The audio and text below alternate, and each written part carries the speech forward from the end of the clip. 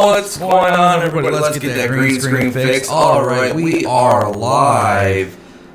This is sweet. I'm going to actually fix the green screen because for some reason it is acting funky. But we are live. We're doing our pay-per-view predictions. I'm sorry. Don't want Vince McMahon and WWE getting mad at me. We're doing premium live event predictions. Yes, of course, we're talking about... We are definitely talking about NXT Vengeance Day. Let's get this green screen color keyed out. Let's see. Chroma key. Where is it? Okay, there we go. I think we're all fixed. Yeah, so we're not using StreamYard anymore. I'm being told I have an echo. Now we don't have the echo. Hopefully that's fixed. Holy shit. Let's zoom out a little bit maybe. Okay. Sorry about that, my friends. We are live. Hopefully no more issue. You know, the thing is, I in the last few streams I have tried to use StreamYard. I tried using different software, stuff like that. It's kind of become a problem. But nonetheless, today, guys, we are talking about WWE NXT Vengeance Day. Should be very, very interesting of a pay-per-view. It is Ango in the Morning. I think this is episode 7 or episode 8. So a little bit of a special episode because WWE has NXT Vengeance Day this weekend. I don't know exactly what to expect from WWE. There hasn't been any big leaks or anything like that. But of course, this is a predictions show, and we're going to be predicting some surprise debuts, some new signings, a lot of great things I expect to see happen at NXT Vengeance Day. And by the way, this is the first time that NXT is going on the road since prior to COVID. So this is going to be really sweet for WWE to test the waters, to see what that crowd is going to look like. How is WWE doing with ticket sales? How is WWE doing with everything in general? You know, like, you got to think this is a pretty interesting move. You know, NXT does anywhere from 580,000 to 800,000 viewers on Tuesday nights. Are they going to get a big crowd for this pay-per-view? You know what I mean? And I think that's a really serious question to ask, because if WWE does this and it's a bust, they're probably not going on the road again. But I do have some confidence in WWE. NXT is still a show that people talk about. NXT is a show that a lot of people are interested in, and I feel like we're kind of going into a new era of NXT. So we're definitely going to talk about that today, guys. If you want to support the channel, feel free to drop a super chat or a donation in the link in the description. Of course, you can also become a member, get cool perks. We have been getting so many new Discord members since I have been going live more often, and Discord continues to become a really, really big focus on this channel. So if you guys aren't in Discord, definitely consider joining. It is completely free to join Discord, but I do want to make it clear, if you are a paid member on the YouTube channel, then you get free access to the VIP section. So this is the full card for NXT. We have a steel cage match for the NXT Championship between Bron Breakker and Grayson Waller. We have the NXT Women's Championship match, which is Roxanne Perez versus Gigi Dolin and Jacy Jayne. We have the NXT Tag Team Championship match, which is the New Day versus Gallus versus Pretty Deadly. And I believe there's one more team in that match. I don't know if it's been announced just yet, or maybe it has been. I can't remember, but I'll look that up. Wesley versus Dijak for the North American Championship. And then we have Kayden Carter and Katana Chance versus Fallon, Henley versus and Kiana James in the NXT Women's Tag Team Championship match. Then we also get the 2 out of 3 falls, Apollo Crews versus Carmelo Hayes. Just looking at the card on paper, this is probably going to be a really sick, really sick pay-per-view in terms of match quality. I expect a lot of big things with Bron Breakker and Grayson Waller. I expect a lot of big things with the Women's Championship match. I think the tag team match is definitely going to steal the show, but also, too, Wesley and Dijak could potentially steal the show. And I hate to say this because I really don't care too much about the storyline, but Apollo Crews and Carmelo Hayes can definitely steal the show. Red RC in the chat has already corrected me. It is Chase University that's in the tag team match. which I feel like I should have wrote down. I don't know why I didn't write that down, but I did forget that. Brendan Vink and what's his name? Andre Chase. They're going after those tag titles. They just won their ticket. They punched their ticket to Vengeance Day on this episode of NXT. Lots of stuff being talked about in regards to this pay-per-view, so I definitely want to talk about it. I definitely want to talk about this because I'm super excited about it. Obviously, you guys saw the title surprise debut, new signings. I'm expecting some very serious stuff here, and I'm excited about it. We'll get to that as the show goes on. I want to kick off our predictions with the 2 out of 3 Falls match with Apollo Crews and Carmelo Hayes. It's been an interesting road to the storyline to how we got here. And I actually kind of feel like both of these guys cannot lose, unfortunately. I feel like both of these guys have kind of been in a situation where, they're, to be honest with you, I feel like both of these guys could be NXT champion and fans would enjoy it, right? So it's led us here. Apollo Crews and Carmelo Hayes. I absolutely love what these guys can do in the ring.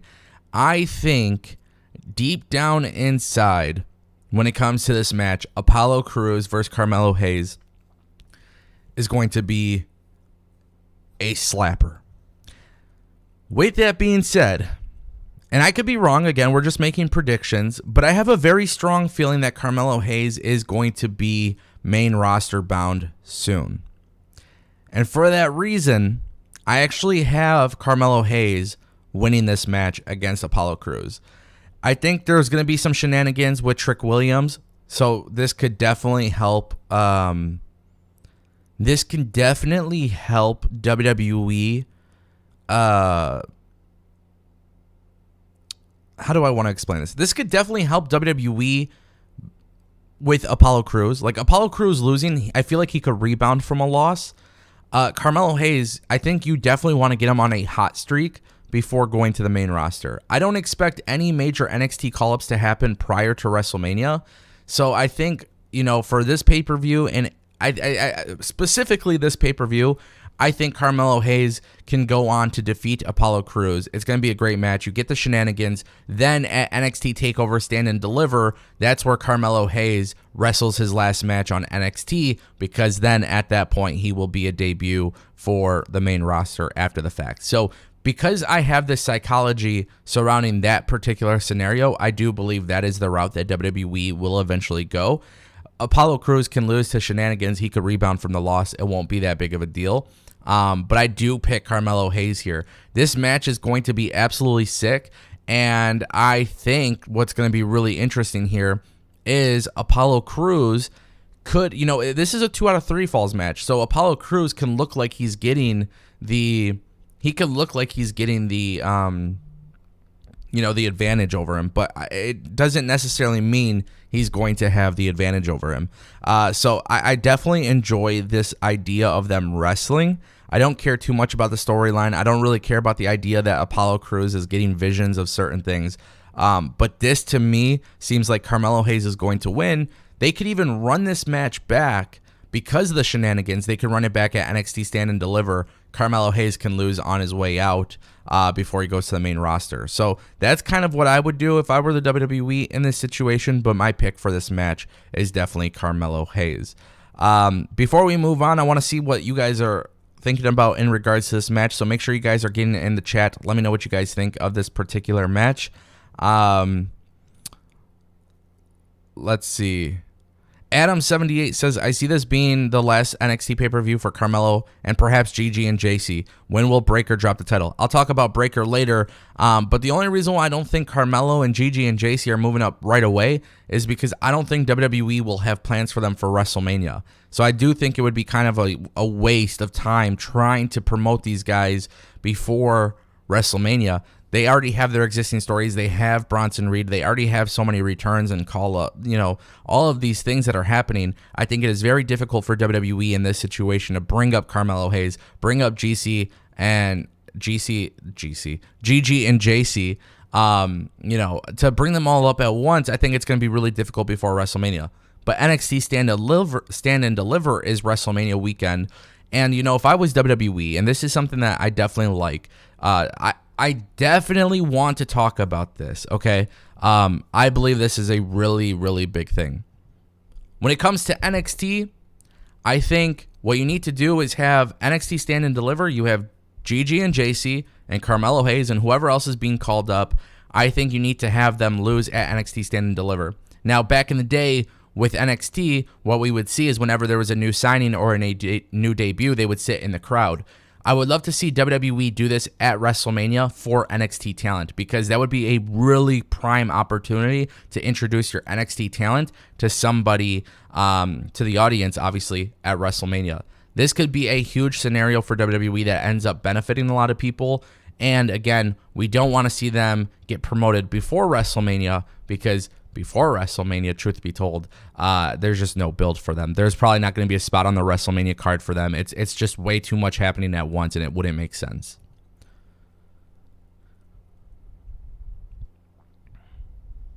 Jose, excuse me. Jose says, would love Carmelo to show up the night after WrestleMania to answer Theory's United States Open Challenge. That could be a really cool idea. I don't know if Austin Theory will be holding that championship after WrestleMania. I don't even know if he'll be holding that championship before WrestleMania, but that's going to be really cool because we'll do our WrestleMania predictions. We'll do our Elimination Chamber predictions as well, and that should be really exciting. So I definitely think that would be cool. I just don't think Austin Theory is holding that championship belt. So it's going to be really interesting to see what they do. Henry Martin says they did it with Gable. They better do it for others. Well, they did it with Gable Steveson because he was viewed as a big signing, and we still haven't really seen him regularly on TV, which is a really interesting situation. I think WWE has completely dropped the ball with him. I don't think either this guy has some drama or some issues with the WWE that nobody knows about, or this guy is literally just like not doing well at all when it comes to wrestling, because they put him on TV a little bit here and there, but we don't see anything come from it, and it's actually really frustrating, to be honest. So I wouldn't expect much from that. But yes, it is true that they did it with Gable Steveson. They should definitely do it with a guy like Carmelo Hayes or whatever it may be, because when you bring somebody up like that in front of the crowd, it creates hype. There was a lot of hype for Gable Steveson, and that's a really big concern that they haven't done that for other people. So that is something to definitely keep in mind of, obviously.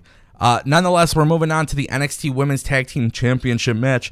Kayden Carter and Katana Chance versus Fallon, Henley, and Kiana James. This is actually becoming one of those really fun storylines that I've been enjoying, to be honest with you guys. I feel like there's been a really cool dynamic between Kiana James and Fallon Henley. I think there's also been a really cool dynamic when you add in, like this is one of those things, right? Like, I'm just going to be honest with you guys. Like, this is just me telling you guys from like a perspective of like, it's cringy, right? It's cringy. It's kind of stupid. It's kind of immature, but it is one of those things in NXT where when you see Kiana James having a crush on another individual and Fallon Henley is telling that individual to not like fall for it and all this shit, and then these two people become a tag team, there is some storytelling that is happening there, and I do like that a lot, actually. And for me personally, like, I just think like there's a lot of people who would enjoy this story, and realistically, like, one thing that I think a lot of people do forget about is like with NXT, it is all about development. At the end of the day, it is all about development. Katana Chance and Kayden Carter, for me, they just don't necessarily do it.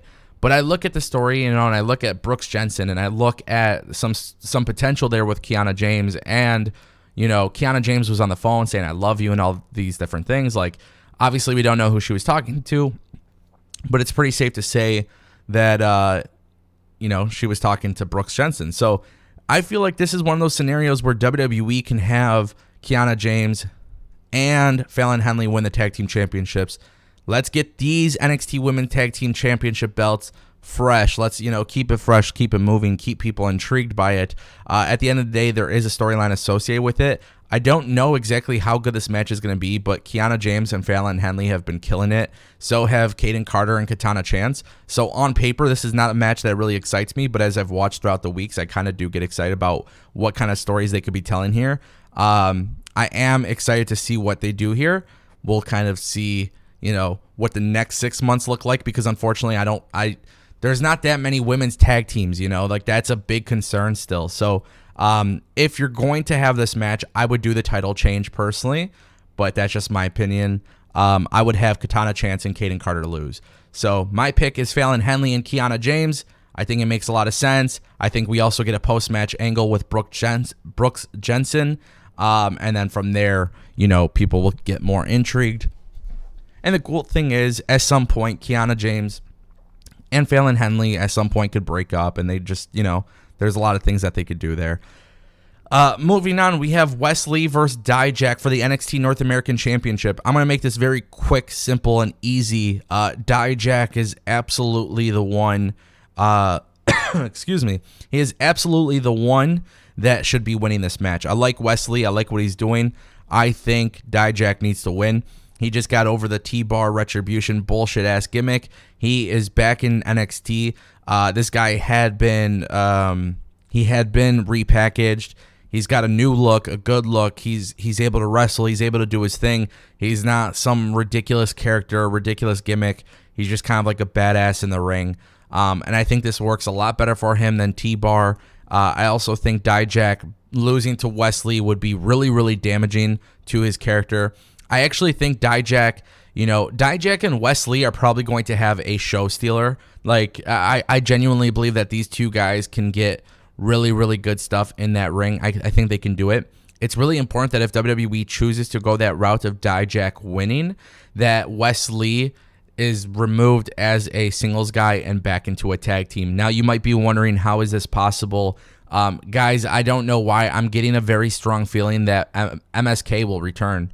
I really do have a strong feeling that MSK will return. And, I think, I don't know, there's no leaks or anything that suggests this, but for a very long time, I've been getting this feeling that WWE can have MSK return.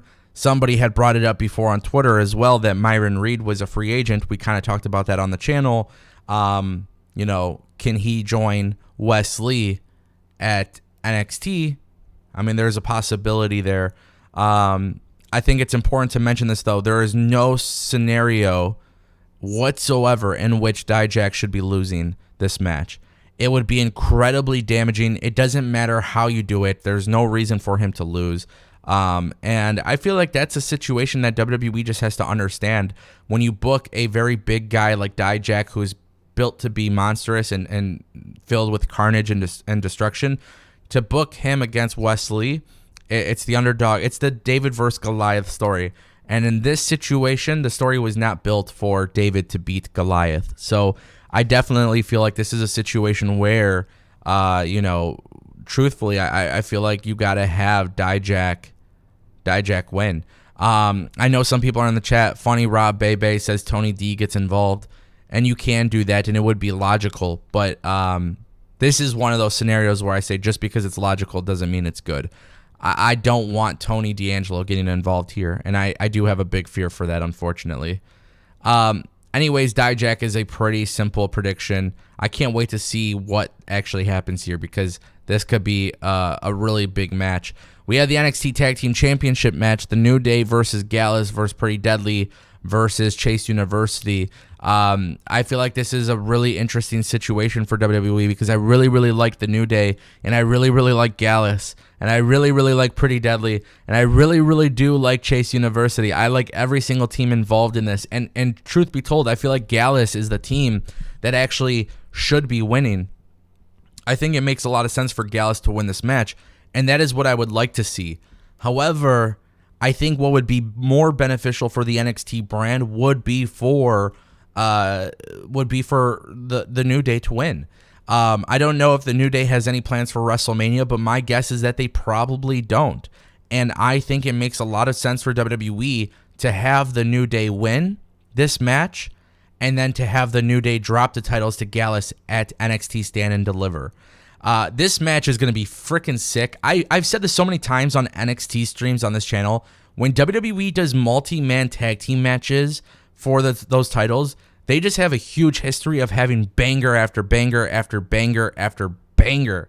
And, the thing is, when I look at this match specifically, right, you have Pretty Deadly. They're probably going to go up to the main roster pretty soon as well. But look at Chase University. There's obviously a story there that's being told with Duke Hudson. I think I called him Brendan Vink earlier because that was his other name. He's had like a million names. But Duke Hudson splitting away from Andre Chase and Chase University, to me, I feel like this is a situation where,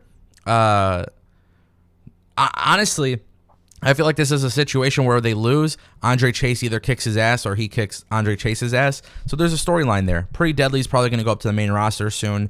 Gallus versus The New Day should be the singles match at NXT Stand and Deliver. But also, it's tough to say because Kofi and Xavier Woods, they are big names. Normally they would be on a WrestleMania card, but this year I just don't think that's going to be the case. So I feel like this is a situation where The New Day, like, my heart is telling me have Gallus win. My brain is telling me that New Day is going to win. So my official pick is The New Day, but I would love to see Gallus win, and I think that's probably the best thing that can happen for WWE moving forward.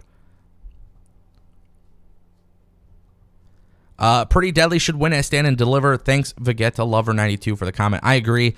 Pretty Deadly could win at Stand and Deliver, but I think if I was realistically, I think I would go with I would probably go with Gallus instead. But I get why people would like both. Relentless Wrestling says the crowd reaction on NXT is misleading. It makes you think these guys can get over, but when they get to the main roster, they flop because the casual mainstream audience doesn't care about matches. No, it's not. It's not that. The NXT crowd is just a shitty crowd to begin with because they care more about putting themselves over and being part of the show. They care more about being part of the act than actually, anything else. I've been very adamant about saying that too. The NXT crowd is definitely ruining NXT. It's been an issue for several years, unfortunately, so that's probably not going to change. But, this is why it's super important for WWE to go into different arenas and travel, because it's just an issue that's within the Performance Center when those fans arrive. So when you have WWE in a situation where, realistically, they're traveling and meeting other crowds, then you'll get to see who's actually over and who's actually not over. So that is one of the benefits to that. Moving on, we do have Roxanne Perez versus Gigi Dolin versus Jacy Jayne. NXT Women's Championship match. I love this match. I think this is great booking. They've done a really good job with Gigi Dolin and Jacy Jayne. I think Roxanne Perez is incredible. The odds are stacked against her. I think Roxanne Perez wins. I do. I think they're going to do like the underdog storyline. And I feel like this is going to be really good for Roxanne Perez to beat both of them. Maybe some friction between Gigi Dolin and Jacy Jayne actually does end up happening. Who knows? I don't really have too much to say about this match. It's kind of hard to talk about Toxic Attraction without Mandy Rose. Maybe Mandy Rose could return to WWE in some capacity, but I just don't think that's going to be the case. I think Roxanne Perez is going to be holding the championship for a little bit. Why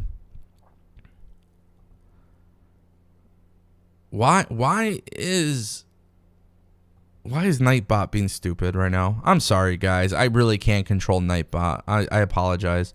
I thought I fixed it, and now it's going crazy. I'll have to take a look at it after the stream.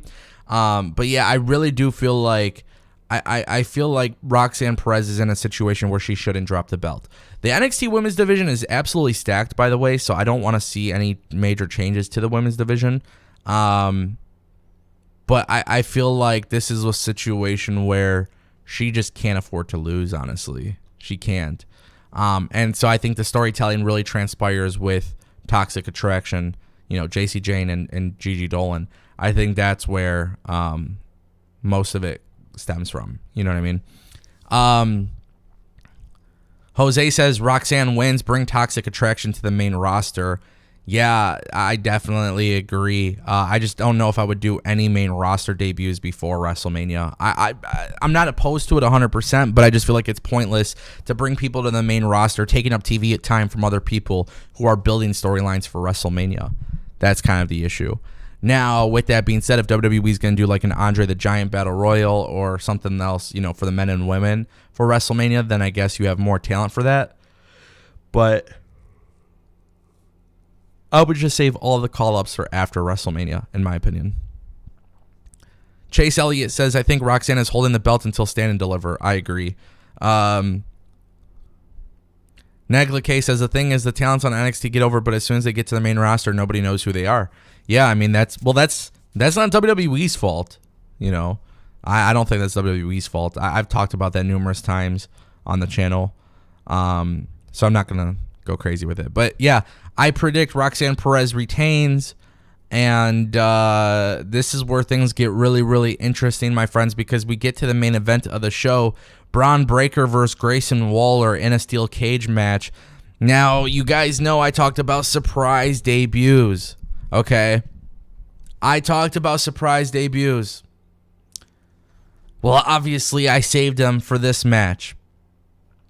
Because I definitely believe we're going to get a debut.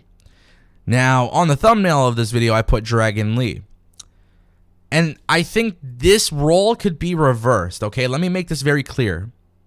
This role could be reversed 1,000,000%.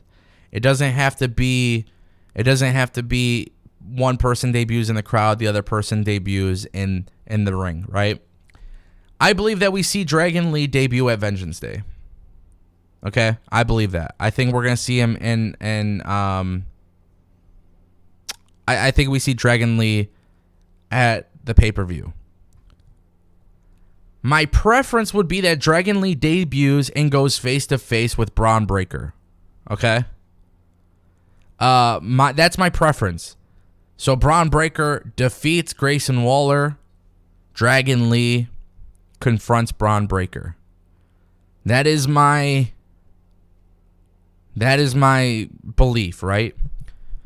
But Carl Fredericks from NJPW, I believe, will also debut. And he could very well debut in that same exact spot that I predict for Dragon Lee. But instead, it's going to be one or the other. So I think at this pay-per-view, we will get Dragon Lee or Carl Fredericks sitting in the crowd, watching from the crowd, and obviously WWE pans to them, and then they make a big deal out of that. So I think this is a situation where WWE realistically should have Dragon Lee confront Bron Breakker. Now, mind you, this is a very interesting situation because I actually think Grayson Waller would be a wonderful NXT champ. I think it is time to move on from Bron Breakker. I do think now is the time to run away from Bron Breakker being champion. He has been NXT champion pretty much for the entire duration of his NXT run, for the most part. Obviously, Dolph Ziggler took it from him at one point.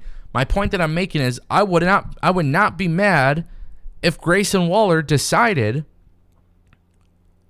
I would not be mad if Grayson Waller decided to, well, if WWE decided to have Grayson Waller win the championship, and then when they in turn do that, I think it would be a good idea. You could even have Dragon Lee as the babyface confront Grayson Waller. Albert Pons just donated $5 through a super chat. If NXT talent is brought up with no vignettes to introduce them and are just thrown in the ring and the crowd is dead, that falls on WWE. Yes, that is true, but that's still, that portion of it falls on WWE to an extent. But I think the big thing that people got to realize or remember with WWE, especially in this situation, is yes, it is their responsibility to show people vignettes and teach people who they are and introduce them better.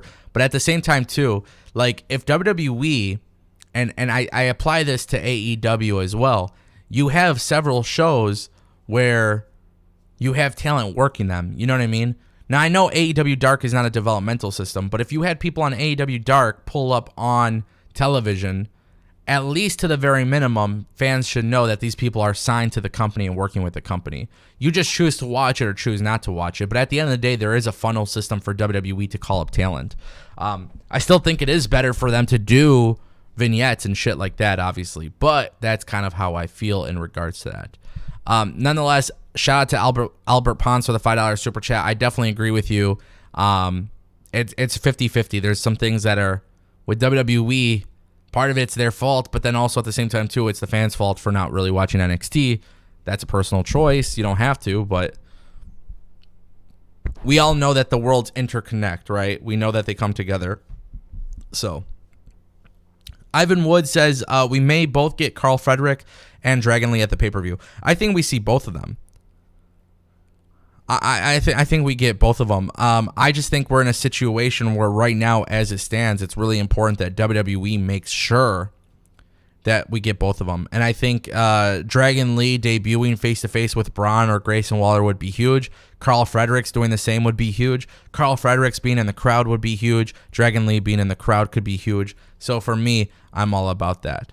I am absolutely all about that. But in my head, my heart tells me, right? It kind of goes back to what we said earlier. My heart tells me that Grayson Waller should win. But my head is unfortunately telling me that Bron Breakker is going to win. So Bron Breakker gets my pick. I don't think we see Bron Breakker debut on the main roster till WrestleMania anyways. And I think that we're going to see him at the top until that very case.